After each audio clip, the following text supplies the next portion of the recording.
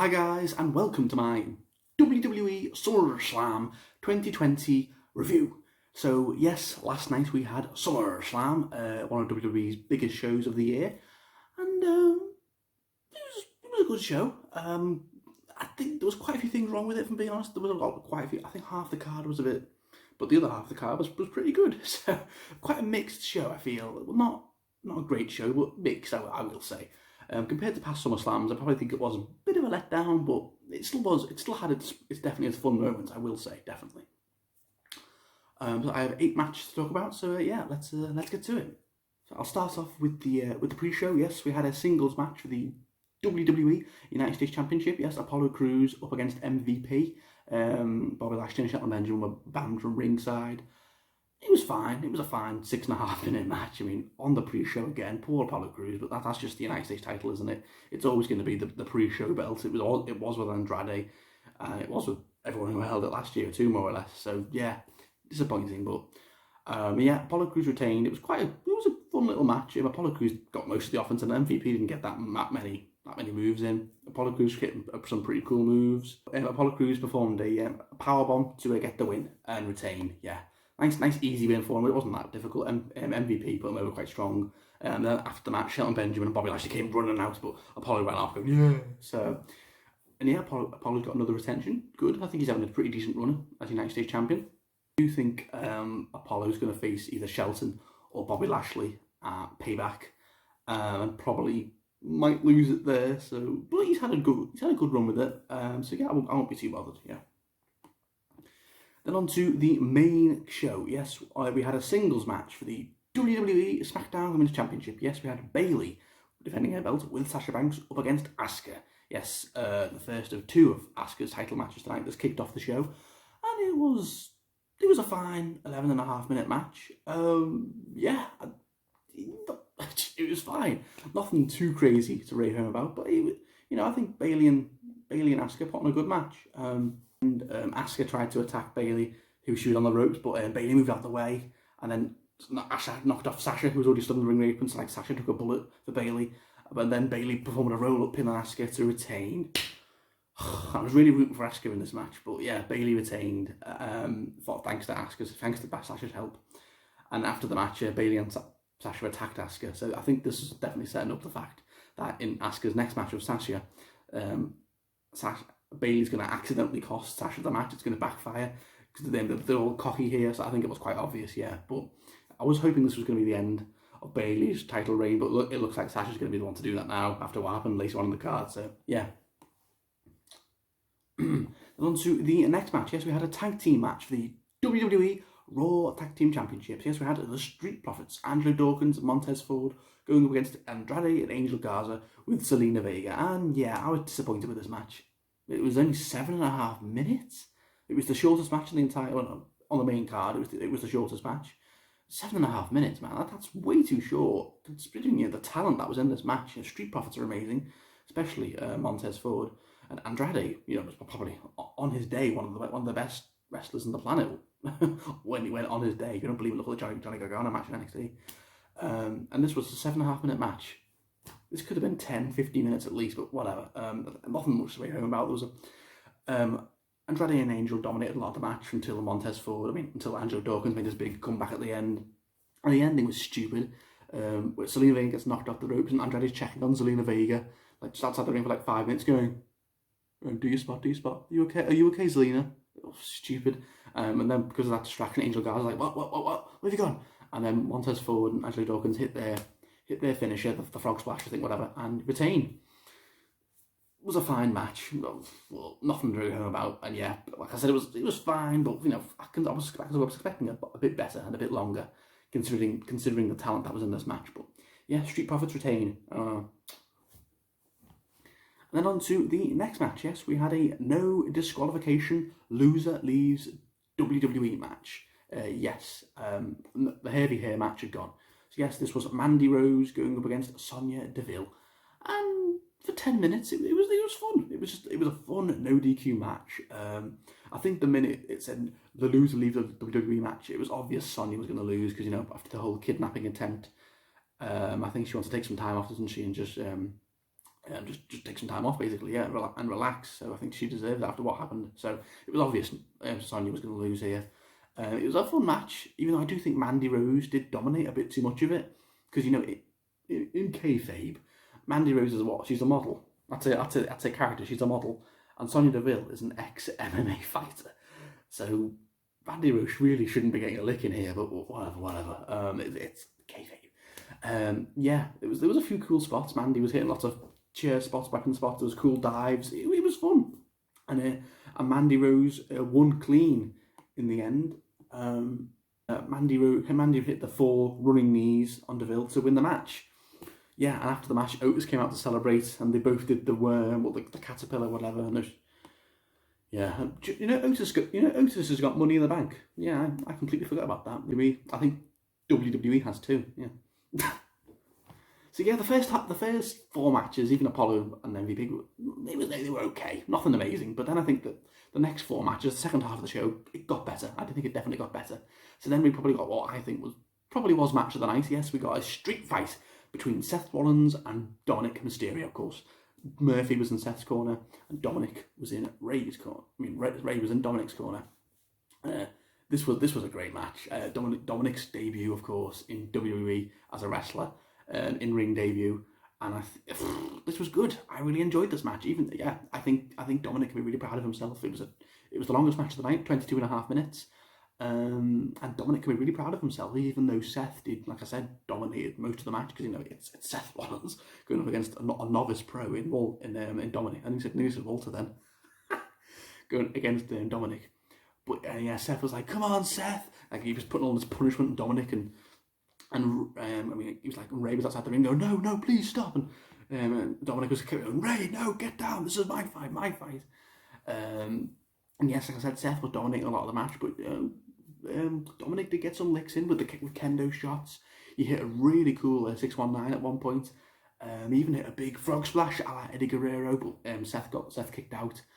And then towards the end of the match, Ray gets handcuffed to the ropes, and then Dominik's mum comes out, and then Seth and Dominik have a bit of a brawl. No, don't attack my mum outside the ring.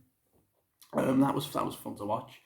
But then they get back in the ring, and then Seth starts to dominate again, and then he hits a curb stomp on Dominik, and with Seth watching, on the no, and then 1, 2, 3, yeah. Seth won clean, pretty much, even though he did get a bit of help from Murphy throughout the match. Yeah, but Seth won clean. I did predict Dominik to win, because I thought they were going to give Dominik a big win here, his first pro match, but no, Seth wins. So Seth's really it's not been a good time for the Mysterios, has it? Seth beating Ray, and now Dominik at SummerSlam, so yeah. But Dominik can be really proud of himself. I think, he gave Seth a good match. Even though Seth dominated most of the match, Dominik did make a lot of comebacks. And yeah, I think for Dominik's debut, his first pro match, he did really well. He can be really proud of himself. Obviously Seth carried him a lot through the match to help him out, obviously, but I think this was a really good match, and Dominik can be very proud of himself. Thumbs up, and I think the feud isn't over. Since Payback is this Sunday, I think we're going to get probably a tag team match, or maybe even a rematch at Payback, where Ray and Dominik can finally get their revenge. So yeah, that's where I think this is heading. Yeah. But I think it was probably match of the night, I think, because I think it was the most fun to watch, definitely. And then we had a singles match for the WWE Raw Women's Championship. Yes, we had Asuka going up against the Raw Women's Champion, Sasha Banks, with Bayley. And yeah, I think this was good. Yeah, I think this is probably better than Asuka and Bayley. I think Asuka and Sasha Banks have much better chemistry in the ring than Asuka and Bayley, because I think this was a much better match. They were bouncing off each other much quicker. There were much better spots. It was at a faster pace. It was only 11.5 minutes too, but I think this was a good match. Obviously, Sasha was dominating quite a lot of the match, because Asuka was already a bit fatigued from fighting Bayley before, but Asuka was still hanging in there. There were some really cool spots. Like Asuka hit this really, really cool jumping DDT off the top rope. It looked really cool. Sasha hits rolling powerbomb outside the ring onto the mat. That looked really painful. There were some really good bumps. I love the match these two had at Extreme Rules. These Asuka and Sasha Banks work really well together. So yeah, Bayley was outside the ring trying to help, but then towards the end, it all worked bad in Sasha's favour, just like I thought it would. So Bayley's outside the ring trying to help But instead of taking the bump like Sasha did, Bayley got out the way, and then she gets knocked off the rope by Asuka, and then Asuka hits the Asuka lock, and Sasha taps out. Partly due to Bayley's faulty interference. Yet again, Sasha loses in her first defense. I think that's 5 or 6 championship reigns now, but Sasha has lost in her very first defense. It's getting laughable at this point, and Sasha was just beside herself, looking all gutted, and she was looking at Bayley like that, and I think this is definitely finally teasing the tension between these two, and of course they're defending their tag team titles at Payback. So I think I think they're gonna lose them, and I think that's gonna set up even more tension. I think we're then probably gonna get Sasha and Bayley for Bayley's SmackDown belt, maybe a Clash of Champions or Hell in a Cell, maybe at Survivor Series. I don't know when they're gonna do it, but it's definitely they're seeding the fires now, yeah. And then Asuka wins back the Raw Women's belt, yeah. After she never should have lost it at Extreme Rules, but yeah. And Asuka wins the belt back. We didn't get Asuka 2 belts, sadly, but yeah. Yeah, I hope Asuka has a good defence, although I've got a feeling she's going to lose it pretty quickly to Shayna Baszler or Nia Jax, maybe at Clash of Champions or Payback. We will see. Okay then, and on to the final 2 matches. Yes, we had a singles match for the WWE Championship. Yes, we had the big Scottish bastard, Drew McIntyre. Hey! Going up against Randy Orton, and this was up there with Seth and Dominik as match of the night. It was a 20.5-minute match. Yeah, it was great. This was really good. The clash of styles in this match was amazing. Like, you got Drew's raw power, fighting spirit up against Randy's sneaky, cowardly nature as the heel, and I think it went well. This was such a great heel versus face match. I loved at the beginning of the match how Randy was trying to confuse Drew, but hitting all this little heel tactics, sliding out the ring, trying to hit the RKO a few times, and Drew was getting all frustrated. And then Drew started to get back into the match, and it was a really even match. Randy got a lot of moves in, Drew got a lot of moves in. It wasn't like a dominant match from either one. I really liked it. They bounced off each other really well. There were some really good spots and some really big kickouts that I really enjoyed. I think there were quite a few times where Drew was going to go up to the top rope, and I thought, he's going to catch him into an RKO. No, Randy never actually hit an RKO in this match. I think that it was just a really good match. Drew hit like a Glasgow kiss, the Future Shock DDT, but Randy kicked out. Randy tried to go for the punk kick once or twice, but no, Drew got out of it quickly. But yeah, and Randy hit his mid-rope DDT, Drew kicked out. Just a lot of close kickouts, and I think this was a very good match. And then the ending happened, which I was not a fan of.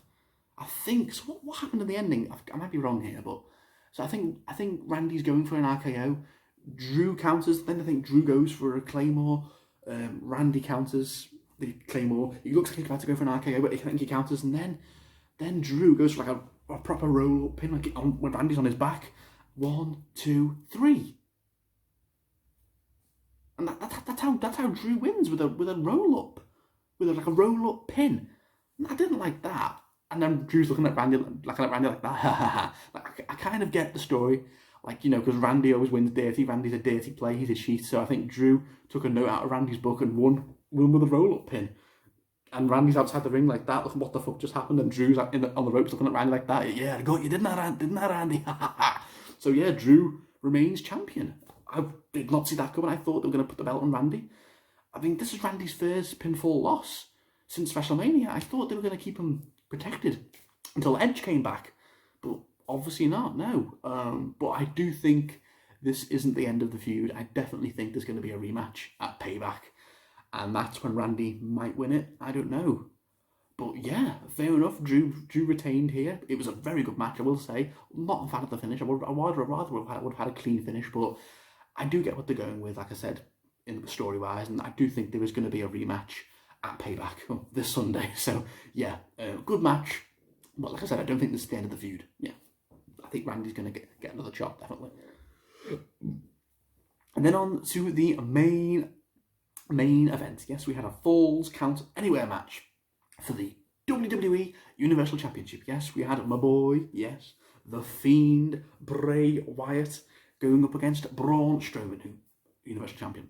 And yeah, this was weird, man. I don't think this should have been the main event, personally, but I guess, obviously, because of what happened at the finish, it had to be the main event, but the match itself wasn't great. I'm not going to lie. As much as I love The Fiend, as much as I like Braun Strowman, the match just, it didn't quite click for me. I think it was just, it was just a big power match. Braun was dominating a lot of the match, which I wasn't a fan of. I don't like seeing The Fiend get dominated. Braun was dominating The Fiend, hitting a lot of power moves, but The Fiend, as he does, he just kept getting up, looking at Braun like that, like you can't put The Fiend down.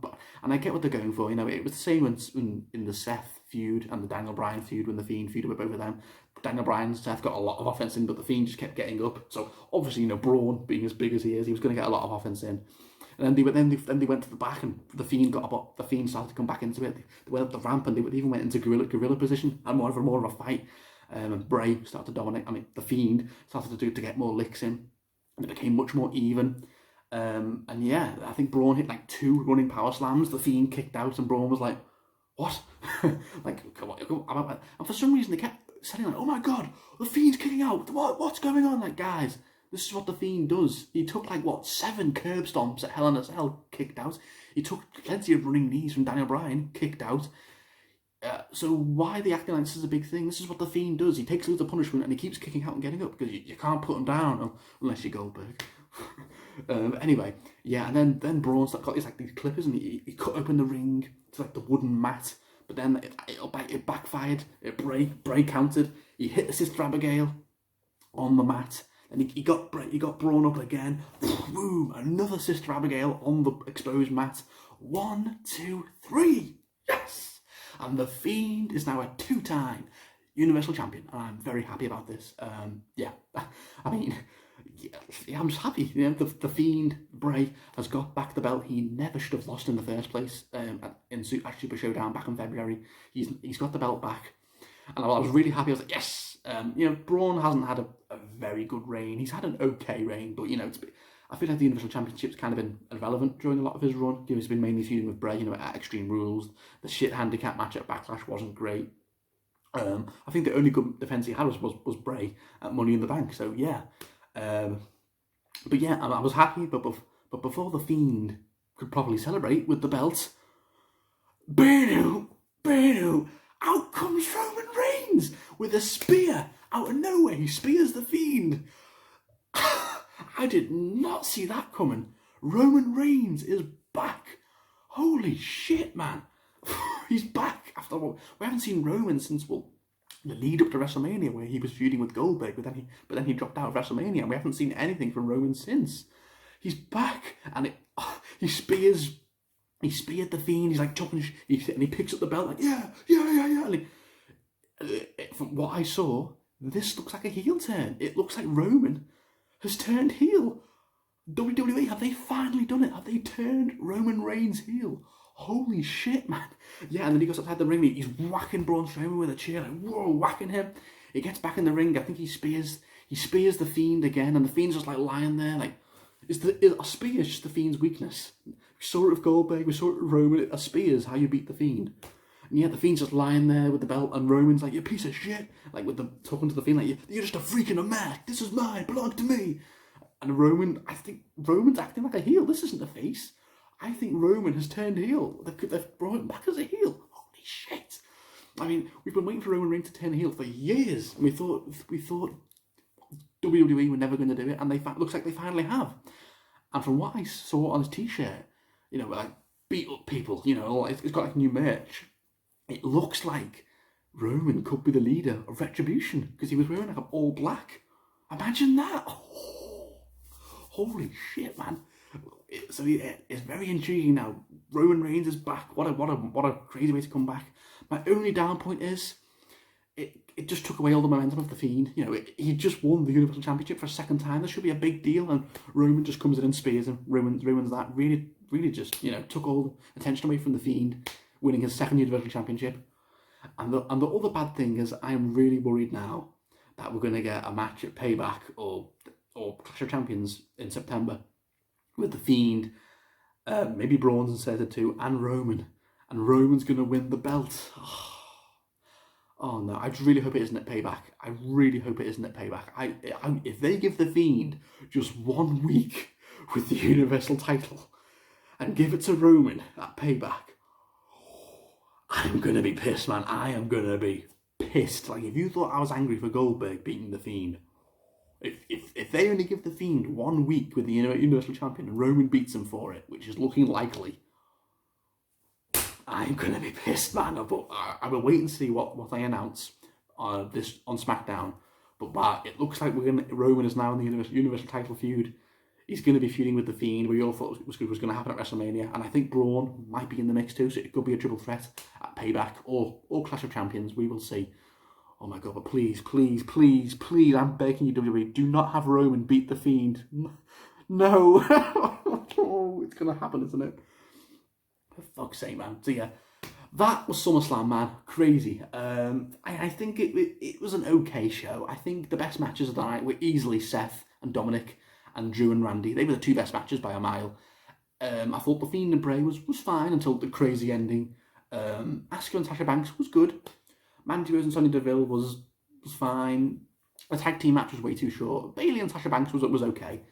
And Apollo Crews and MVP was good. So yeah, I think it was an okay show with two very good matches. Yeah. Yeah.